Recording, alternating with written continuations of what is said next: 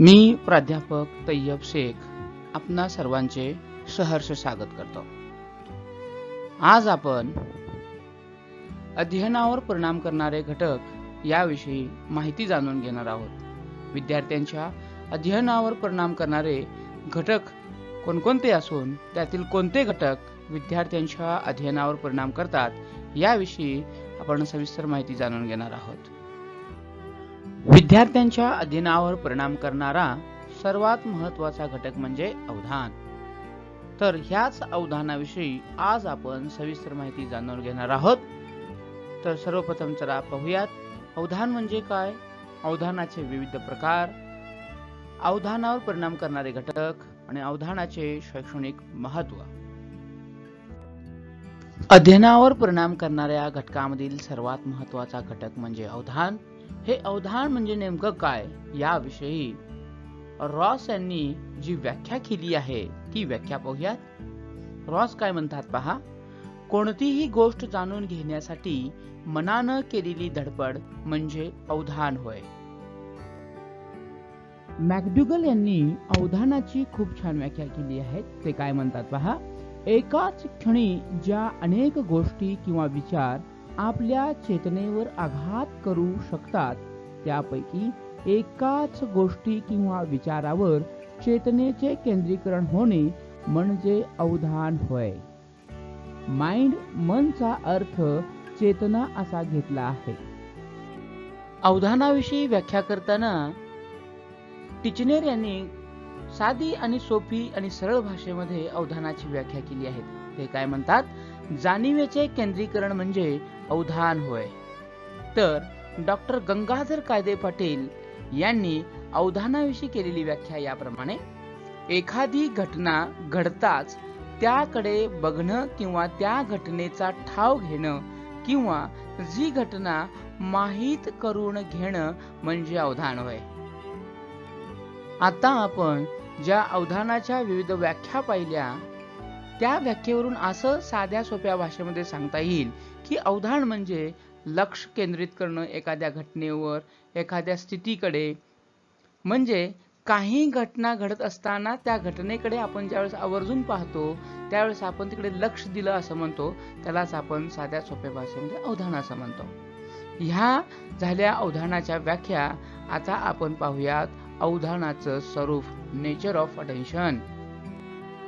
आता आपण पाहूयात अवधानाचे स्वरूप, नेचर ऑफ अटेन्शन। अवधानाच्या स्वरूपातील सर्वात पहिलं स्वरूप म्हणजे अवधान एक मनोव्यापार आहे।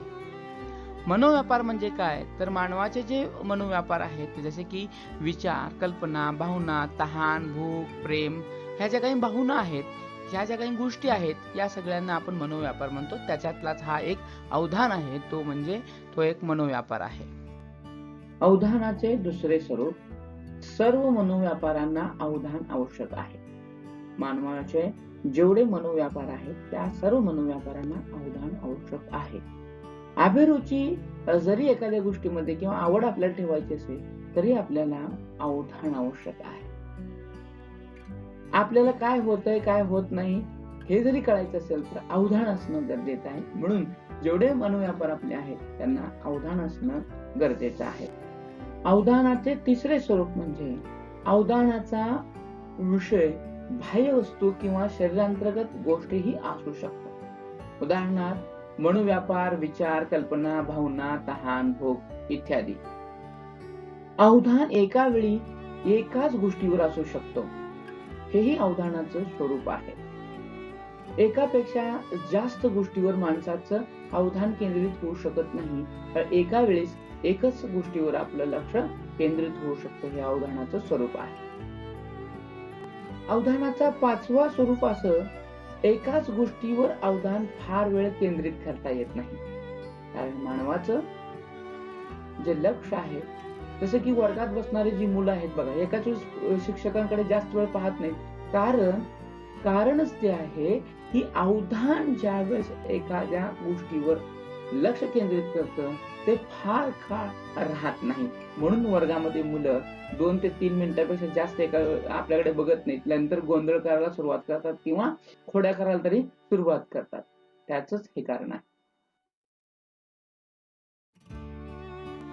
अवधान ही एक ज्ञानात्मक, क्रियात्मक व भावात्मक क्रिया आहे. मन हे चंचल असते, त्यामुळे अवधानामध्ये एकाग्रता येत नाही. हे अवधानाचं स्वरूप आहे. अवधान ही निवडपूर्ण क्रिया असून यामध्ये अनेक घटकांपैकी एका घटकाची निवड केली जाते. किंवा रस्त्यानं आपण जात आहोत, आपल्याला भरपूर काही दिसत आहे, आवाज येत आहे, सुंदर चित्र आहेत, काय काय भरपूर काही आहे, परंतु अवधान कुणाकडे कुठल्या तरी गोष्टीकडे एकाकडेच तो केंद्रित होत असतो. म्हणून आपण तेच पाहतो जे आपल्याला आवडतं. पण सगळं जरी आवडलीच असेल तर त्यावेळेस मात्र एकाच घटकाची निवड करावी लागते, कारण अवधान एकापेक्षा जास्त गोष्टीवर लक्ष केंद्रित होत नाही.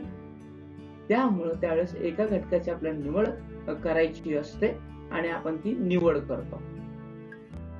हे सर्व अवधानाचे स्वरूप असून अवधान कोणत्या गोष्टीवर अवलंबून आहे हे आपल्याला लक्षात आलेलं आहे. तर आता आपल्याला अवधानाचे विविध प्रकार बघावयाचे आहेत.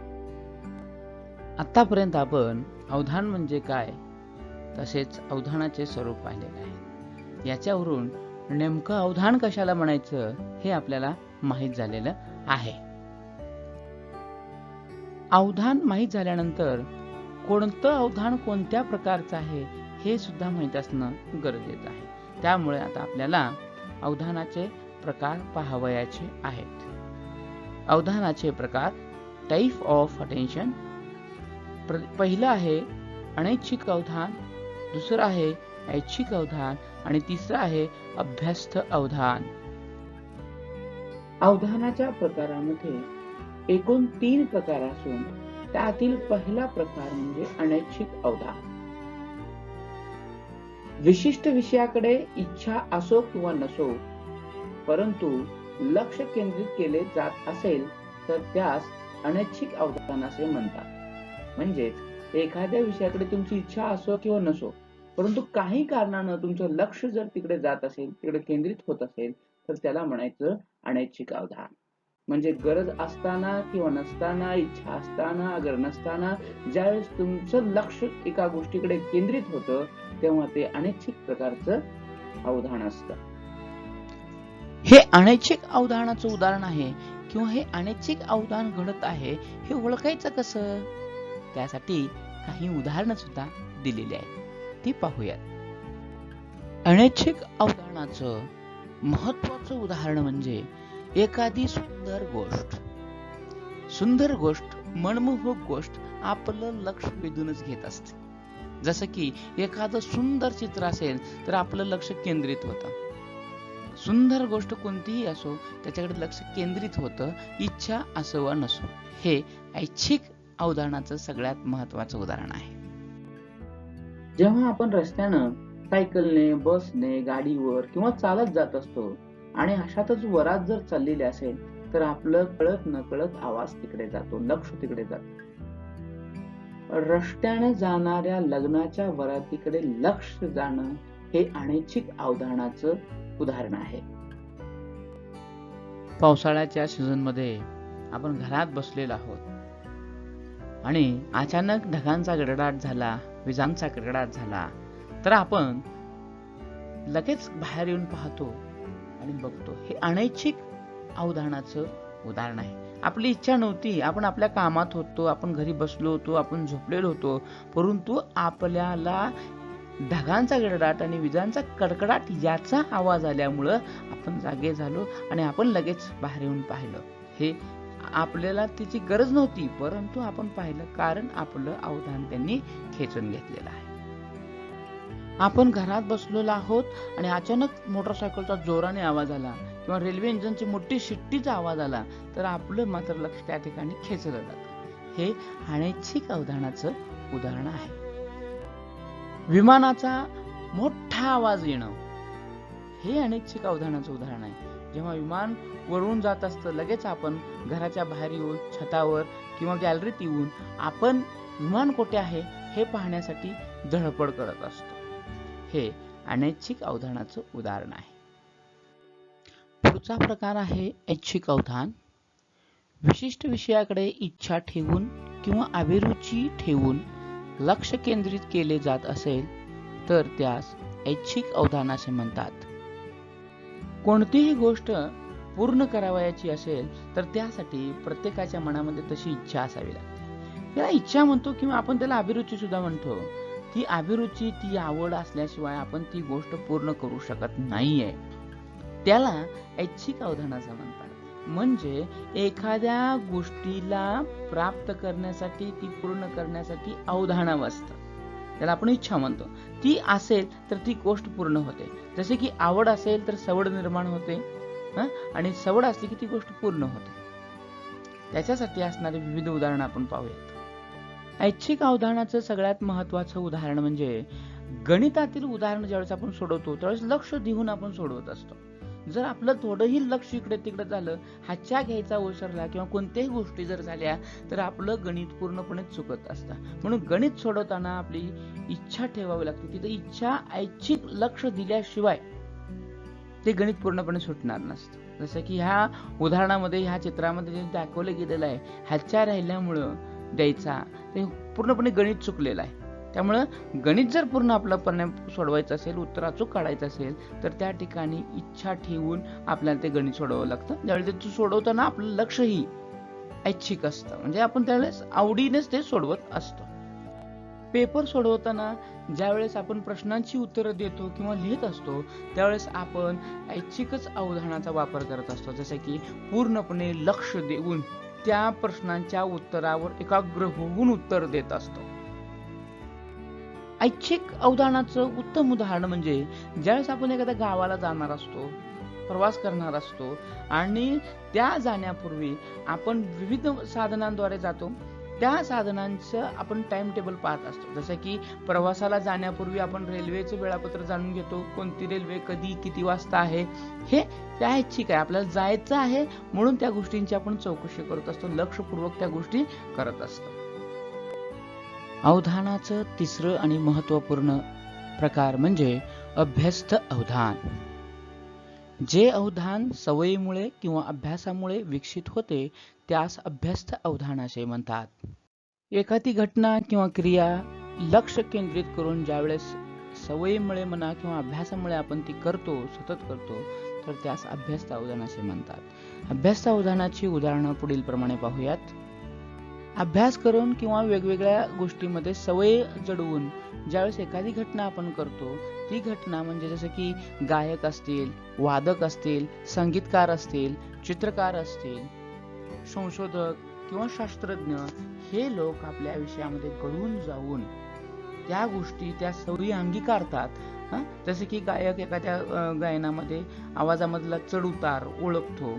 चित्रकार जसं वेगवेगळ्या रंगांची संगती, आकार, ठेवण, ह्या ज्या गोष्टी तो ठेवतो, करतो, हे सर्व अभ्यासामुळे शक्य आहे. म्हणून हे अभ्यस्त अवधानाचं उत्तम उदाहरण आहे. आपल्याला एखाद्या घटनेची किंवा गोष्टीची जर सवय झाली तर ती आपण कितीही कामात असलो तरी आपण ती वेळ काढून ती गोष्ट करतो. जसं की टीव्हीवरच्या आपल्या आवडत्या मालिका असल्या तर आपण कितीही कामात असलो, किती कशातही असलो तर न चुकता आपण बघतो. जसे की आपल्या आवडती सगळ्यांची मालिका असेल ती कोण बनेगा करोडपती, मग मराठी चॅनलवरची असू दे, देवयानी असू दे, कबूल हे असू दे, किंवा जुळून येते रेशीम गाठी वगैरे असू द्या, या सगळ्या मालिका आपल्याला आवडतात म्हणून आपण वेळ काढून त्या बघत असतो. तर आज आपण अवधान म्हणजे काय, अवधानाचे स्वरूप, अवधानाचे प्रकार, प्रकारानुसार उदाहरणं पाहिली. तर पुढच्या भागामध्ये आपल्याला अवधान आकर्षित होण्याची कारणं, अवधानाचे शैक्षणिक महत्त्व पाहावयाचे आहे. तर पुढचा व्हिडिओ पाहण्यासाठी नक्की विसरू नका. आमचे या संदर्भात असे अधिक व्हिडिओ पाहण्यासाठी या चॅनलला सबस्क्राईब करा, लाईक करा, कमेंट करा, शेअर करा आणि बेल आयकॉनवर क्लिक करायला विसरू नका. Thank you for watching.